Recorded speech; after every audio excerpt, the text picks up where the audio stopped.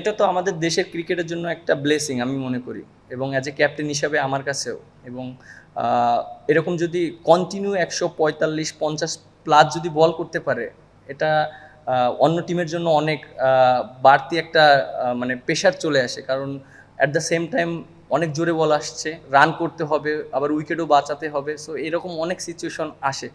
আর ও প্রথম থেকে শেষ পর্যন্ত একই গতিতে বল করতে পারে, এটা একটা মানে বিরাট অ্যাচিভমেন্ট আমার কাছে মনে হয়।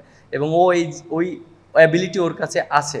এবং আর সবচেয়ে বড় কথা, ও অনেক কনফিডেন্ট মাঠের ভিতরে। যখনই আমি ওকে বলি, ও বলে ভাই আমি অনেক কনফিডেন্ট এবং আমি ভালো করতে পারবো। এই জিনিসটা একটা ক্যাপ্টেনকে অনেক স্বস্তি দেয়। না, আমার কাছে মনে হয় শান্ত যেভাবে ব্যাটিং করেছে, এটা মানে পুরো মোমেন্টাম ঘুরিয়ে দিয়েছে। ও আর লিটন দাস যেভাবে ব্যাটিং করেছে, কারণ 31 ফর 3 উইকেটস মানে ইটস ডিফিকাল্ট। অ্যান্ড এই কন্ডিশনে, কারণ ওরা খুব ভালো জায়গায় বল করেছে। আর আমার কাছে মনে হয় যে ওরা যেভাবে রেসপন্সিবিলিটি নিয়ে খেলেছে, এটা একটা মানে আনবিলিভেবল। নাহিদ রানা, আমরা অবশ্যই ও আমাদের দেশের জন্য একটা অনেক বড় একটা অ্যাসেট। আমরা সবাই অবশ্যই চেষ্টা করব সবাই ওকে যত্ন করার জন্য। এবং ও যেভাবে মেনটেন করছে, এটা আসলে একটা টিমের জন্য অনেক অনেক অ্যাডভান্টেজ। দেখেন, আমাদের পেস ইউনিটটা অনেক ভালো বোলিং করছে, শুধু আজকে না, লাস্ট যদি আপনি 3-4 বছর কনসিস্টেন্ট পারফর্ম দেখেন, আমাদের পেস ইউনিটটা অনেক ভালো করছে। একটা প্লেয়ারের জন্য অনেক ডিফিকাল্ট, অনেক দিন পর যখন ইন্টারন্যাশনাল ম্যাচ খেলে। আমি যদি ভুল না করি, শরীফুল প্রায় 1.5 বছর পর ইন্টারন্যাশনাল ম্যাচ খেলেছে এই সিরিজে। এবং অপরচুনিটি চলে এসেছে। মুস্তাফিজ ফার্স্ট ম্যাচে ঠিক জাস্ট টচের আগে ও ইনজুরি হয়ে গিয়েছিল। অবশ্যই ভালো লাগছে। টানা 3টা সিরিজ জিতেছি, এবং আমার কাছে মনে হয় ব্যক্তিগত অর্জনের চেয়ে বাংলাদেশ জিতছে, এটাই অনেক বড় অ্যাচিভমেন্ট আমার কাছে মনে হয়। আরেকটা জায়গাও কি একটু স্বস্তি যে অনেকে অনেক ধরেন ছাত্র ভাই অনেকদিন রান পাচ্ছিল না, লিটন সেও রান পাচ্ছে না, নতুন জায়গায় এসেছেন মুস্তাফিজ 7 বছর পরে থাকে। মানে এইসব পার্সোনাল যে অ্যাচিভমেন্ট আছে সেটা সেই জায়গা থেকে ওকে আপনি ক্যাপ্টেন হিসেবে এটা আপনার ভালো লাগে কিনা যে ওর পারফরমেন্সে রান করতেছে? হ্যাঁ, অবশ্যই। শান্ত যেভাবে ব্যাটিং করেছে, এটা আসলে আমরা সবসময় ওর কাছ থেকে এরকমই আশা করি। আর ও খুব ভালো একটা ইনিংস খেলেছে। লিটন দাসও যেভাবে ব্যাটিং করেছে আমাদের, আর মোস্তাফিজ, মানে প্রত্যেকটা প্লেয়ারের অনেক দেখেন যে সবাই অনেক এক্সপিরিয়েন্স প্লেয়ার, বাংলাদেশের জন্য অনেক দিন খেলেছে। এবং আমার কাছে মনে হয় যে দিস ইজ দ্য টাইম যে পারফরমেন্সটা ভালোভাবে শো করার জন্য, এবং সবাই এন্ড অফ দ্য ডে টিমেরও রেজাল্ট হবে। আপনার প্রথম ম্যাচটা হারার পরে আপনার ম্যাচটা কি ছিল? সিরিজের একটা প্রেশার তো ছিল শুরু থেকেই। আপনার প্রথম ম্যাচটা হারার পরে সেই প্রেশারটা আরো অনেক বেড়ে যাবে। তো তখন ম্যাচটা টিমের প্রতি কি ছিল এবং আপনি কিভাবে সেটা করে দেওয়া? আহ, উম, দেখেন যে আমরা কিন্তু অনেক টুর্নামেন্ট খেলতে যাই। ব্যক্তিগতভাবে ফার্স্ট ম্যাচ হারার পরে আমি যেটা চিন্তা করেছি অ্যাজ এ ক্যাপ্টেন হিসাবে, অনেক সময় আমরা অনেক দেশ টুর্নামেন্ট খেলতে চাই, নকআউট যে খেলাগুলো হয়, হারলেই বাদ। সো আমি মেন্টালি এভাবে জিনিসটা নিয়েছি যে যেহেতু ফার্স্ট ম্যাচ হেরে গিয়েছি, সেকেন্ড ম্যাচ যদি হেরে যাই, সিরিজ হেরে যাব। সো এটা আমাদের জন্য একটা অপরচুনিটি যে এটা যদি জিততে পারি, তাহলে হয়তো আর একটা অপরচুনিটি হবে। সো আমি ওইভাবেই চিন্তা করেছি। ক্যাপ্টেন, পাকিস্তান সিরিজের লাস্ট ম্যাচটা তো আমাদের মিডল অর্ডার ফায়ার করেনি, এই সিরিজের ফার্স্ট ম্যাচও মিডল অর্ডারের ব্যর্থতায় আমরা ম্যাচটা জিততে পারিনি। আজকেও লাস্ট 10 ওভারে 61 রান এসেছে, মিডল অর্ডার থেকে বড় ইনিংস বিবেচনা তেমন তারা পায়নি। এই মিডল অর্ডার বারবার ফেল করছে কেন? ক্যাপ্টেন হিসেবে আপনি এটা আপনাকে দুশ্চিন্তা দেয় কিনা? আজকে তো মিডল অর্ডারে ভালো খেলছে, লাস্ট ম্যাচও তো জিতিয়েছে। আপনি লাস্ট যদি 10 ওভারে 61 রান আমি এসেছে। লোয়ার মিডল অর্ডারের কথা বলছি। ও লোয়ার মিডল অর্ডার, হ্যাঁ। লাস্ট 10 ওভারে 61 রান এসেছে, এই জায়গাটায় আপনাকে দুশ্চিন্তা দেয় কিনা, বা এই জায়গায় ফেল করার জন্য আপনি কোনো কারণ খুঁজে পেয়েছেন? অবশ্যই। আপনি যে কথাটা বলেছেন যে লাস্ট 10 ওভার অনেক ডিফিকাল্ট হয় একটা ব্যাটসম্যানের জন্য রান করা, কারণ 2টা বল থেকে খেলা হয়। এবং যখন লাস্ট 16 ওভার খেলা হয়, মানে আফটার 34 ওভার, তখন বলটা অনেক সফট হয়ে যায়। তখন ব্যাটসম্যানের জন্য রান করা অনেকটা ডিফিকাল্ট হয়, এবং তখন বলটা অনেক সফট হয়ে যায়। সো বোলাররা অনেক অ্যাডভান্টেজ পায়, তখন বাউন্ডারির অপশন অনেক কমে যায়। সো আমার কাছে মনে হয় যে যদি বেশি অ্যাটাকিং মুডে খেলা যায়, তখন হয়তো উইকেটটা বেশি পড়ার চান্স থাকে। সো আমার কাছে মনে হয় ওইখানে উইকেটটা রেখে রানটা কন্টেন্ট করাটা খুবই ইম্পর্টেন্ট। এবং এটা বলের জন্য এই জিনিসটা হয়, লাস্ট কয়েকটা সিরিজ ধরে এইভাবেই হয়েছে।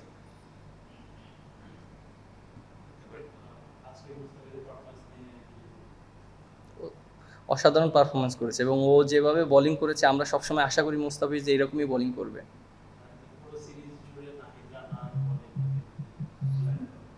নাহিদ রানা আমরা অবশ্যই ও আমাদের দেশের জন্য একটা অনেক বড় একটা অ্যাসেট।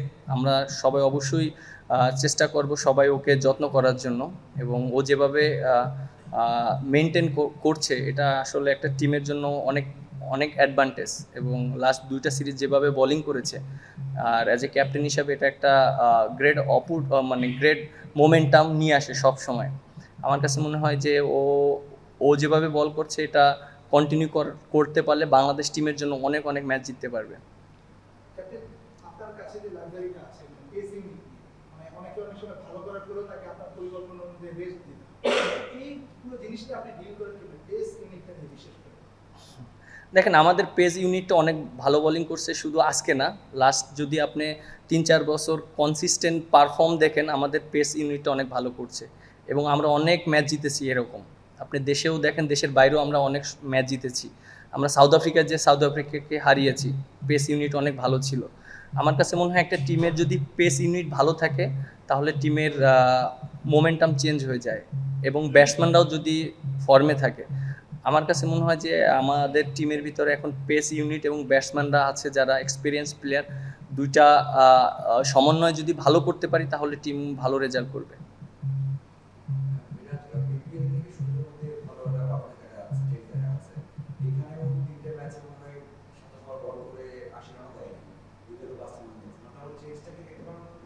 কে কে? শরীফুল, হ্যাঁ।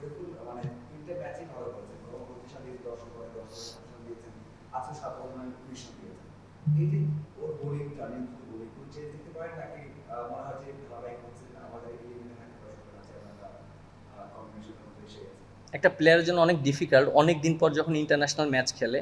আমি যদি ভুল না করি শরীফুল প্রায় 1.5 বছর পর ইন্টারন্যাশনাল ম্যাচ খেলেছে এই সিরিজে এবং অপরচুনিটি চলে এসেছে। মুস্তাফিজ ফার্স্ট ম্যাচে ঠিক জাস্ট টচের আগে ও ইনজুরি হয়ে গিয়েছিল, সেজন্য ওর জন্য অপরচুনিটি হয়ে গিয়েছে এবং এটা একটা প্লেয়ারের জন্য হঠাৎ করে খেলাটা অনেক ডিফিকাল্ট, বাট ও যেভাবে নিজেকে মানিয়ে নিয়ে ওই ম্যাচে ভালো বোলিং করেছে এটা একটা মানে খুবই ভালো করেছে। আর অ্যাট দ্য সেম টাইম 3 ম্যাচই কনসিস্টেন্ট পারফর্ম করেছে এবং সবার ভিতরে যদি এরকম পারফর্ম করতে থাকে এবং সবার ভিতরে যদি ওই ইটা থাকে, পারফর্ম করার যে ক্ষুধাটা থাকে, আমার কাছে মনে হয় টিমের জন্য অনেক ভালো।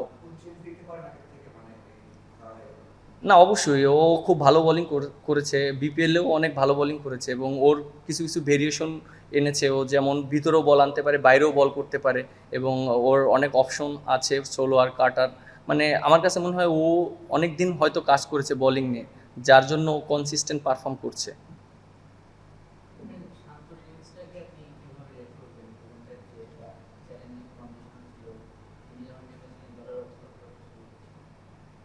না, আমার কাছে মনে হয় শান্ত যেভাবে ব্যাটিং করেছে এটা মানে পুরো মোমেন্টাম ঘুরিয়ে দিয়েছে। ও আর লিটন দাস যেভাবে ব্যাটিং করেছে, কারণ 31 ফর 3 উইকেটস মানে ইটস ডিফিকাল্ট অ্যান্ড এই কন্ডিশনে, কারণ ওরা খুব ভালো জায়গায় বল করেছে। আর আমার কাছে মনে হয় যে ওরা যেভাবে রেসপন্সিবিলিটি নিয়ে খেলেছে এটা একটা মানে আনবিলিভেবল এবং এটা টিমের জন্য মোমেন্টাম পুরো চেঞ্জ করে দিয়েছে এবং প্রত্যেকটা প্লেয়ার আমাদের টিমের ভিতরে যখন ছিল সবাই অনেক কনফিডেন্ট ছিল যে আমরা যত রানই হোক না কেন আমরা ম্যাচটা জিততে পারবো। সো এরকম একটা স্টার্টের পর যে টিমের মোমেন্টাম অনেক চেঞ্জ হয়ে যায় এবং সেটা আপনারা সবাই দেখতে পাচ্ছেন যে মাঠে আমরা কিভাবে ফিল্ডিং করেছি, যে প্রত্যেকটা প্লেয়ার যেভাবে ফোকাস ছিল এবং মানে ক্যাচগুলো ধরেছে, এটা একটা মানে টিমের জন্য অনেক পজিটিভ দিক ছিল এবং ওরা দুইজনের জন্যে আমাদের হয়তো আজকের ম্যাচটা আমরা জিততে পেরেছি, কারণ আমরা যদি টোটাল না দিতে পারতাম তাহলে আমাদের জন্য একটু ডিফিকাল্ট হয়ে যেত। Next level, well done, side by side, free.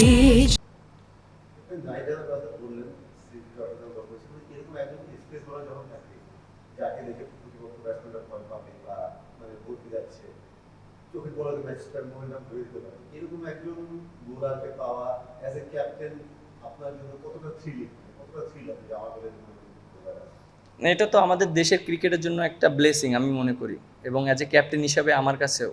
এবং এরকম যদি কন্টিনিউ 145-50 প্লাস যদি বল করতে পারে এটা অন্য টিমের জন্য অনেক বাড়তি একটা মানে প্রেশার চলে আসে, কারণ অ্যাট দ্য সেম টাইম অনেক জোরে বল আসছে, রান করতে হবে, আবার উইকেটও বাঁচাতে হবে। সো এরকম অনেক সিচুয়েশন আসে। আর ও প্রথম থেকে শেষ পর্যন্ত একই গতিতে বল করতে পারে, এটা একটা মানে বিরাট অ্যাচিভমেন্ট আমার কাছে মনে হয়। এবং ও ওই অ্যাবিলিটি ওর কাছে আছে। এবং আর সবচেয়ে বড় কথা, ও অনেক কনফিডেন্ট মাঠের ভিতরে। যখনই আমি ওকে বলি, ও বলে ভাই আমি অনেক কনফিডেন্ট এবং আমি ভালো করতে পারবো। এই জিনিসটা একটা ক্যাপ্টেনকে অনেক স্বস্তি দেয়। টিম ম্যানেজমেন্ট জিজ্ঞেস করি যে তারা তিনটা সিরিজ জয় করতো, এখন ওয়ার্ল্ড কাপ আমাদের ব্যাক অফ দ্য মাইন্ডে তো ওয়ার্ল্ড কাপের সরাসরি কোয়ালিফাই করার ব্যাপারটা আছে। তো সেটা এখন মানে আপনার কি মনে হয় রাইট ট্র্যাকে আছে? দেখেন, অবশ্যই ওয়ার্ল্ড কাপের কোয়ালিফাই করাটা important, at the same time আমাদের ভালো ক্রিকেট খেলাটাও ইম্পর্টেন্ট। কারণ আমরা যদি ভালো ক্রিকেট না খেলতে পারি তাহলে ওটা আমরা করতে পারবো না, কারণ ওটা একটা মানে রেজাল্ট। আর প্রসেস হলো আমাদের ভালো ক্রিকেট খেলা। আমরা যদি পারফর্ম করতে পারি, ম্যাচ বাই ম্যাচ উইন হতে পারি এবং সবাই যদি কনফিডেন্ট থাকে, তাহলে আমার কাছে মনে হয় ওইটা রিস্ক করা সম্ভব। এবং যে জিনিসটা বললেন যে টপ 9-এর ভিতরে থাকাটা, আমরা যদি কনসিস্টেন্ট পারফর্ম করতে পারি, আমার কাছে মনে হয় টপ 9 না, আমরা আরও অনেক উপরে যেতে পারি। সো এটা আমাদের টিমের জন্য বিরাট একটা অ্যাডভান্টেজ থাকবে। মিরাজ, নাহিদের কথায় এবার আসি যে নাহিদ আসলে বাংলাদেশের ইতিহাসে অল ক্রিকেটের আছে, যেটা অনেক ক্রিকেটার বলছেন বিশ্বে। তো এখন তো খেলা অনেক রকম খেলা থাকে, অনেক বেশি খেলা থাকে। তো আপনি এজ এ ক্যাপ্টেন তাকে প্রতি ম্যাচে চাইবেন, তো আপনার কি পরামর্শ থাকবে মানে ম্যানেজমেন্টের প্রতি যে নাহিদ কিভাবে খেলা হবে?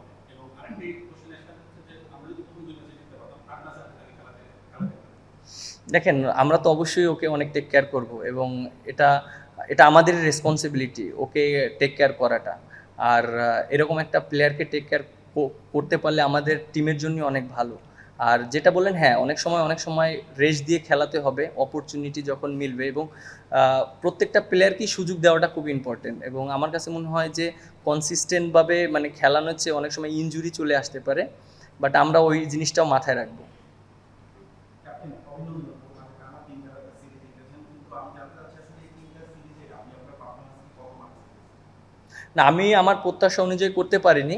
ওভারঅল আমি একটা জিনিস নিয়ে একটু ওয়ারিড ছিলাম, আমার বোলিংটা নিয়ে। কিন্তু লাস্ট 3টা সিরিজে আমার বোলিংটা, আমার কাছে মনে হয় যে আমি যেভাবে আমি বোলিং করতে চাচ্ছি আমি সেভাবে করতে পারছি। এবং অবশ্যই ক্রেডিট দিতে হবে আমাদের স্পিন কোচ মুস্তাক আহমেদকে, কারণ তিনি আমাকে মানে কাছ থেকে বোলিং করিয়েছেন। যখনই আমি একটু কনফিডেন্ট ছিলাম না, আমাকে বুস্ট আপ করেছেন এবং আমাকে প্রত্যেকটা সেশনে আমাকে বোলিং করিয়েছেন। এবং আমার কাছে খুব ভালো লেগেছে, কারণ প্র্যাকটিসটা এত ভালো করেছিলাম যেটা আমার কনফিডেন্টটা চলে এসেছে। কারণ দেখেন যে হয়তো আমি অনেক উইকেট পাইনি, কিন্তু একটা জায়গায় মেনটেন করে বল করার চেষ্টা করেছি এবং একটা অপোনেন্টকে সবসময় মানে চাপ দেওয়ার চেষ্টা করেছি একটা সাইড থেকে। সো আমি অনেক হ্যাপি আমার বোলিং নিয়ে। এবং ব্যাটিং যেটা বললেন, হ্যাঁ, ব্যাটিংটা একটু স্ট্রাগল করেছিলাম, বাট আমি বিশ্বাস করি যে আমি খুব তাড়াতাড়ি আরও ভালো ব্যাটিং করতে পারি, কারণ আমার সেই অ্যাবিলিটি আছে। আজকে সিরিজ ডিসাইডার হয়েছে, সেক্ষেত্রে আপনি যেটা চেয়েছেন একটা তো সিনেমানিত হিসেবে আপনি কি হয়েছে এটা কি আপনার এক্সপ্লেনেশন আপনার কোন চিন্তা থেকে নিয়ে করেন? না, রিশাদ অবশ্যই আমাদের টিমের জন্য অনেক একটা ইম্পর্টেন্ট প্লেয়ার এবং রিশাদ ও খুব ভালো বোলিংও করেছে। আপনারা যদি দেখেন লাস্ট 5-6 ওডিআই অনেক ভালো বোলিং করেছে। আর আমরা চাচ্ছি যে একটা ভালো একটা টিম তৈরি করতে, কারণ আমাদের সামনে লক্ষ্য, যেহেতু আমাদের সামনে টুর্নামেন্ট আছে, এশিয়া কাপ, ওয়ার্ল্ড কাপ। কারণ আমরা যদি প্রত্যেকটা প্লেয়ারকে একটু সুযোগ দিয়ে দেখতে পারি, তাহলে এটা আমাদের জন্য একটা প্লেয়ার কনফিডেন্ট পাবে। আমার কাছে মনে হয় তানভীর ও যে 2টা সিরিজ খেলেছে, ওই 2টা সিরিজেও কিন্তু খারাপ করেনি, অনেক ভালো করেছে। তারপরও কিন্তু ওকে টিম কম্বিনেশনের জন্য খেলতে পারেনি। বাট অনেক দিন পর যখন আবার খেলতে আসে তখন একটু কনফিডেন্টটা থাকে না। সো আমার কাছে মনে হয় প্রত্যেকটা প্লেয়ারই এরকম ঘুরিয়ে ফিরিয়ে যদি খেলতে পারে, তাহলেও সে ইন্টারন্যাশনাল ক্রিকেটের ভিতরে থাকবে। সো আমরা ওইভাবেই চিন্তা করেছি। ক্যাপ্টেন সম্মুখে নিয়ে একটু জানতে চাই, এবার যখন আসলে ওয়েস্ট ইন্ডিজ সিরিজে তিনি 91 রানে ইনিংস খেলেন, তারপরে আসলে সিরিজে পাকিস্তান সিরিজে তিনি ছিলেন না, তাকে একাদশে নেওয়া হয়। এই সিরিজে প্রথম ম্যাচে না নেওয়ার পর পরের 2 ম্যাচে সুযোগ দেওয়া হলে তিনি ব্যর্থ হয়েছেন। আপনার কি মনে হয় যে আসলে তিনি একটু মানসিক চাপে থাকেন, যে দল থেকে বাদ করার যে চাপটা, এটা তার খেলার মধ্যে আছে? আপনি অ্যাজ এ ক্যাপ্টেন আসলে কি বলছেন? দেখেন যে সৌম্য সরকার অবশ্যই গ্রেট প্লেয়ার আমার কাছে মনে হয়, কারণ সিরিজে লাস্ট ম্যাচে 91 রান করার পরও সে দুইটা সিরিজ খেলতে পারেনি, একটা সিরিজ। সো এই সিরিজে সুযোগ এসেছে, বাট আমি সবসময় একটা মেসেজ দিয়েছি, অপরচুনিটি আসবে, যখন অপরচুনিটি আসবে তখন যেন সে নিজের সর্বোচ্চটা দিতে পারে। এবং শুধু তার ক্ষেত্রে না, প্রত্যেকটা প্লেয়ারের ক্ষেত্রেই আমি এই মেসেজটাই দিচ্ছি এবং সবাইকে এই একই কথা বলছি যে অপরচুনিটি যখন আসবে সে যেন তার 100% দিতে পারে। বিরাজ আজকের একাদশে 5 জন প্লেয়ার ছিলেন টপ অর্ডারে ব্যাট করেন যারা ইউজুয়ালি প্রথম 5 জন না, কিন্তু এরপরও শান্তকে 4-এ হৃদয়কে 5-এ খেলতে হচ্ছে, ফর্মে থাকার পরও হৃদয়কে আসলে 6-এ খেলতে হচ্ছে। টিম কম্বিনেশনটা কিভাবে ব্যাখ্যা করবে? মেকশিফট মিডল অর্ডার হয়ে যাচ্ছে কিনা?